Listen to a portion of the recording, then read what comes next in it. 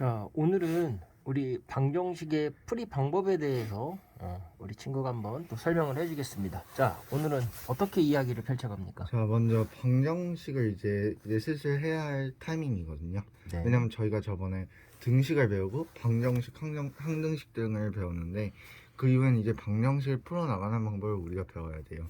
근데 나중에 학생들이 실제로 가장 어려워하는 단원이 방정식의 활용이거든요. 근데 그 방정식의 활용을 하기 위해서는 무조건 방정식을 닦아놔야 돼요. 그러니까 그 기본을 쌓는다고 좀 생각하고 봐주시면 좋을 것 같아요. 근데 일단 뭐 굳이 어렵게 느끼실 필요는 없어요. 예를 들어서 방정식의 풀이라는 건 결국 x-9는 0이라고 해볼게요. 전에도 얘기했지만 방정식이라는 거는 항등식은 항상 참이었던 등식이 아니게 문자가 뭐가 되냐에 따라서 참이거나 또는 거짓이 바뀌는 그런 걸 방정식이라고. 그럼 이 등식이 참이 되게 하는 그 문자의 값, 그걸 근 또는 해라고 불렀잖아요. 그러면 이 방정식에서의 근은 뭘까요? 사실 여기서는 아직 우리가 굳이 막 어떤 방법을 써서 한다고 생각할 필요 없이 그냥 뭔지 간단하게만 생각을 해볼게요. 그러면 사실 뭐 생각해 보셨다면 x는 9라는 걸 금방 알 수 있어요. 금방 알 수 있는 거예요. 네. 왜냐면 우리가 이런 거를 사실 방정식이라고 얘기만 안 했을 뿐 일상생활에서 이런 거는 많이 사용하니까. 그러면 우리가 어떤 방식으로 얘를 어떤 계산 과정을 간략하게 머릿속에서 거쳤길래 x는 9라는 값을 얻었을까? 그게 사실 중요한 거거든요. 근데 사실 이 x는 9라는 거를 얻을 수 있는 방법을 흔히 두 가지로 분류할 수 있는데 굳이 어렵게 이름을 지을 필요 없이 좀 우리가 아는 단어로 설명하자면 먼저 대입을 하는 거예요. 그냥. 무슨 말이냐면 x-9는 0인데 결국 x, 그러니까 그 참이 되게 하는 그게 근이니까 이 등식이 참이 될 때까지 그냥 아무것도 모르니까 x에 막 넣어보는 거예요. 네. x에 뭐 처음에 1을 대입했을 때 마이너스 8은 0이니까 안 되고 x가 2일 때 마이너스 7이니까 안 되고 이렇게 쭉 대입을 하다가 x는 9일 때 넣어보니까 0은 0, 등식이 참이 되는 거죠. 그래서 x는 9구나 이렇게 얻어낼 수도 있어요. 사실 근데 대입은 조금 우리가 주먹구구식이라는 느낌을 받을 수 있겠죠. 왜냐면 얘를 일관된 방식으로 어떤 원리를 통해서 도출해낸다기보다는 좀 더 내가 진짜 아예 기본 지식도 없고 아무런 그게 없으니까 좀 더 어떻게 보면 이게 좀 더 체력을 많이 소비하고 좀 계속 넣어보는 식이니까 이게 이렇게 x-9는 0이라는 수변을 그나마 풀 수 있을지 몰라도 예를 들어서 x-2019는 1 이런 등식이 있다고 치면 이걸 대입해서 계속 풀 수는 없잖아요. 물론 우리는 그 계산 과정을 통해서 그냥 보면 2020 아닐까 할 수는 있겠지만 대입 그 자체의 의미를 보면은 이런 방식으로 한다면은 사실 이런 등식을 풀 때까지는 그럼 시간이 너무 오래 걸릴 수밖에 없다는 거죠. 그래서 이제 수학자들이 생각하기 시작한 건 뭐냐면 대입은 너무 주먹구구다. 일관되지 않다. 즉 어떤 경우에서라도 우리가 똑같은 방식으로 좀 더 효율적으로 계산할 수 없을까 한 이제 생각을 해낸 거고 그걸 해내는 방식이 사실 등식의 성질을 이용하는 거예요. 제가 등식의 성질을 이제 저번에 원래 했어야 됐는데 이걸 안 했던 이유가 제가 사실 꽤 전이긴 하지만 이 등식의 성질 자체를 주제로 설명을 했었어요. 그걸 찾아보시면 되고 등식의 성질을 간단하게 설명하자면 뭐 x는 y 이런 등식이 있을 때 이게 만약 참이라면은 양변에 똑같은 수를 곱해도 ax는 ay 그 참인 것은 변하지 않고 똑같은 수를 나눠도 0이 아닌 똑같은 수를 나눠도 이 크기는 변하지 않는다. 서로 항상 그 참인 것은 변하지 않고 또 똑같은 수를 양변에 더했을 때 그럴 때도 등식은 꼭 성립한다. 마지막으로 똑같은 수를 빼도 항상 등식은 성립한다. 이게 사실 네 가지 등식의 성질인데 그럼 여기서 등식의 성질을 어떻게 이용하냐 하실 수 있어요. 근데 어떻게 하는 거냐? 예를 들어서 x-9는 0이면은 우리는 여기서 얻고 싶은 식의 특징이 있는데 뭐냐면 x는 네모. 그러니까 x는 뭐다라고 명확하게 주어지는 식을 원하는 거예요. 그러면 x가 뭐다라고 주어지는 이상 그냥 x가 뭔지 우리는 바로 알게 되니까. 근데 이런 식의 식은 이런 특징의 식은 x는 네모라고 주어지지가 않았죠. 그렇기 때문에 우리가 좀 더 접근하기 힘들어하는 거예요. 그래서 여기서의 접근 방식은 뭐냐면 이 식을 이 식을 x는 네모라는 형태식으로 바꿔주자는 거예요. 그랬을 때 어떻게 할 거냐? 우리가 등식의 성질에서 양변이 서로 같을 때 서로 같은 수를 양쪽에 더해도 그 등식은 성립한다고 했죠. 그래서 x 이 좌변을 그냥 x만 남게 하기 위해서 양변에 플러스 9씩 해주는 거예요. 그러면 x-9 플러스 9는 그냥 0이죠. x죠. 그리고 우변은 플러스 9. 그래서 x는 9구나. 이렇게 할 수 있다는 거예요. 한마디로 무슨 말이냐면 우리가 이렇게 어떤 복잡한 식이 있어도 물론 이건 1차 방정식일 때의 가장 간편한 풀이지만 조금 x는 뭐다. 그러니까 이렇게 복잡한 식이 있어도 x는 뭐라는 형태로만 바꿀 수 있다면 우리가 이 x가 뭔지 간단하게 알 수 있기 때문에 그런 형태를 변환하는 과정이 어떻게 보면 또 다른 방정식을 풀이하는 과정이다. 네. 여기서 보니까 이 이퀄의 의미가 되게 크네요. 네, 되게 네. 커요. 자, 이퀄의 의미가 좌우가 실은 뭐 미술로 네. 따지면 대칭이 정확하게 이루어진다고도 볼 수 있고 같은 값이 된다는 것 자체가 이런 약속이 방금 설명하신 대로 네. x가 9를 도출하기까지 이런 어떤 기준이 되는 것 같습니다. 네, 사실 등식에서 그래서 우리가 방정식을 풀 때도 등호라는 것 자체의 의미가 되게 중요한 거예요. 왜냐하면 얘네가 같았기 때문에 똑같은 수를 양쪽에 더해도 다시 참이 되고 똑같아지고 똑같이 빼도 똑같아지고 똑같이 나누거나 곱해도 똑같아진다. 결과적으로는 이 두 수의 크기가 같다는 이 등호 자체의 의미를 기억하는 게 어떻게 보면 되게 중요하거든요. 그럼 여기 한 가지 의문이 떠오르는 게 네. 지금 이퀄의 등호가 좌변, 우변으로 이렇게 같다라는 걸 나타내잖아요. 네. 그러면 좌변, 우변이라는 어떤 뭐 두 가지 개념이 아니라 만약에 좌변이 두 개 있고, 그러니까 이퀄이 두 개 있는 거죠. 그 다음에 우변에도 이퀄이 두 개 있는 경우는 예를 들어서 이런 경우를 말씀하시는 거죠.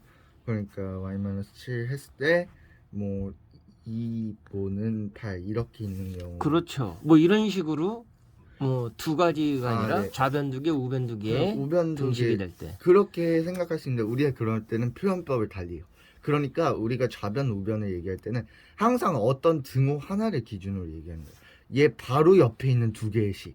그러니까 이 경우에서는 이 옆에 있는 두 개의 등호까지 얘네 다 포함해서 좌변 우변이라는 게 아니라 y-7은 2로 보는 거예요. 이 등호 바로 옆에 있는 수들 또는 문자식을 얘 좌변과 우변이라 해석하는 거예요. 얘와 같은 경우는 x-9는 y-7이라 해서 이 사이에 등호가 하나 더 추가돼 있죠.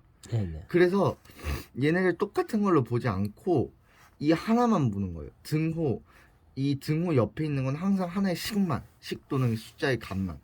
왜냐면 x-9는 y-7은 2는 8 이거 자체를 좌변 우변이라고 각각 해석하는 순간 혼용이 될 수 있다는 거죠. 우리가 그냥 표현했을 때 이렇게 그냥 바로 옆에 있는 것만이라고 하면 명확한데 만약 이렇게 등호가 옆에 있거나 하는 것도 포함이 된다면 이 좌변 우변을 해석하는 법도 달라질 수 있거든요.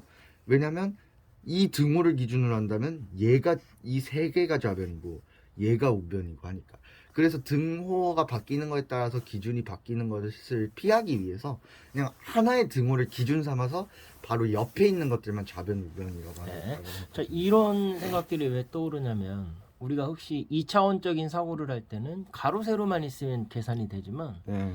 예를 들어서 입체로 따졌을 때 가로 세로 플러스 높이가 더 추가가 되거든요. 네. 그럴 때는 좌변 우변의 어떤 이런 등식에서 네. 높이라는 새로운 차원의 뭐 성립이 되거든요. 이제 네, 그런 네. 것들이 조금 이렇게 있어요. 식으로 어떻게 표현할 수 있을까 그런 고민이 조금 네. 들었고요. 그러면 간단히 얘기만 하자면 저도 3차원이기 때문에 좀 깊이 알지는 못하지만 제가 알기로는 사실 이 차원이라는 걸 표현할 때 직선을 우리가 표현하고 싶을 때는 문자가 두 개 있는 식을 통해서 표현하고 한마디로 3차원 입체를 표현하고 싶을 때는 문자가 세 개인 식.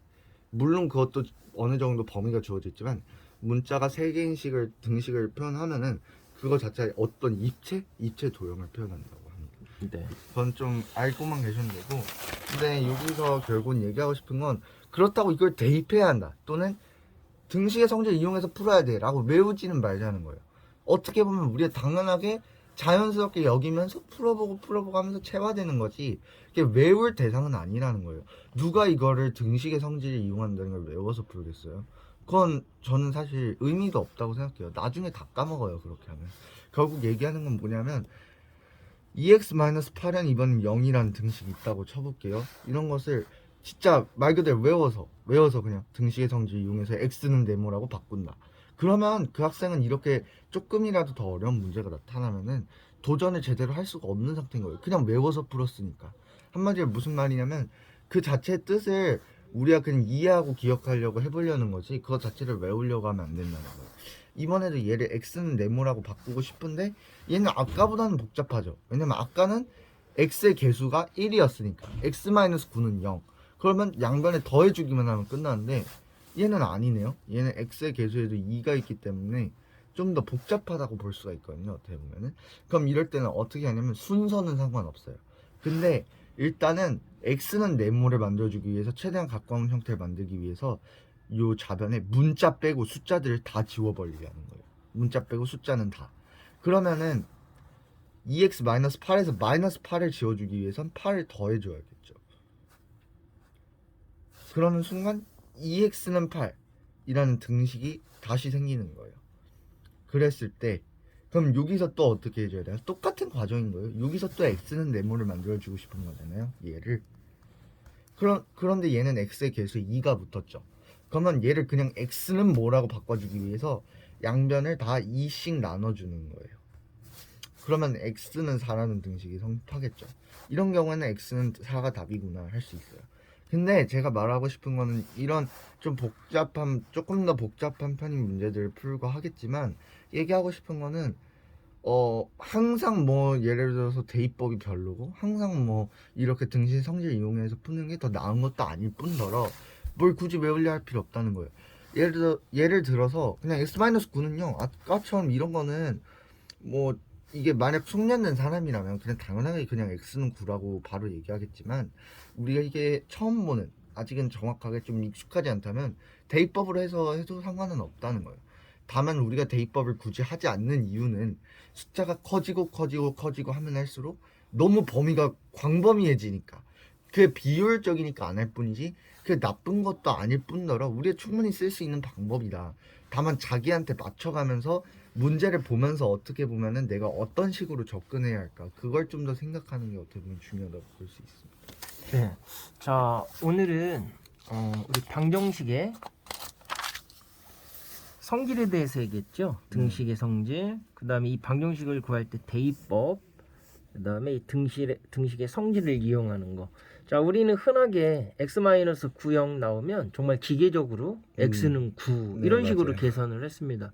하지만 왜 x가 9가 나오는지 좌변과 우변에 이 이퀄 등식을 성립하기 위해서 참인 등식을 만들기 위해서 좌변에 9를 더해주고 우변에도 9를 더해줘서 9가 나온 거지 네. 기계적으로 이렇게 딱 공식처럼 하는 게 아니라 이런 원리를 우리가 배워봤습니다. 원리에 대해서 우리가 집요하게 계속 고민을 하고 있는데 예를 들면 그렇죠. 우리가 타고 다니는 차 이런 차도 이용할 때는 아주 편리하지만 차가 어떤 원리를 이용해서 이 굴러다니고 어떤 기관을 거치고 엔진의 역할은 뭐고 뭐 이렇게 따진다면 네. 그다음부터는 우리가 모르는 세계가 되거든요. 그렇죠. 그래서 우리가 평소에 이런 이용하는 것들 차, 스마트폰, 시계 같은 것들도 어떠한 원리에서 이렇게 작동할 수 있을까 이런 고민들이 이런 좀 우리가 공부를 즐겁게 할 수 있을 것 같습니다. 네. 그리고 그런 본질을 깨뚫은 사람은 나중에 자기의 어떤 아이디어가 왔을 때 그 본질을 덧붙여 갖고 자기의 새로운 것도 펼쳐낼 수 있을 것 같습니다. 자, 오늘 우리 친구가 뭐 좀 수학을 잘하는 친구가 듣기에는 아니 뭐 이렇게 간단한 걸 이렇게 어렵게 설명해라고 할 수도 있겠지만 맞아요. 우리가 지금 추구하는 거는 그런 게 아니라 어떤 원리에서 이런 것들이 성립을 할까 본질을 탐구하는 겁니다. 네. 그리고 그 본질에 대해서 우리 중학교 1학년 친구가 고민을 많이 하고 적절하게 설명을 해주신 것 같습니다. 네, 오늘도 수고 많으셨습니다. 수고하셨습니다. 네.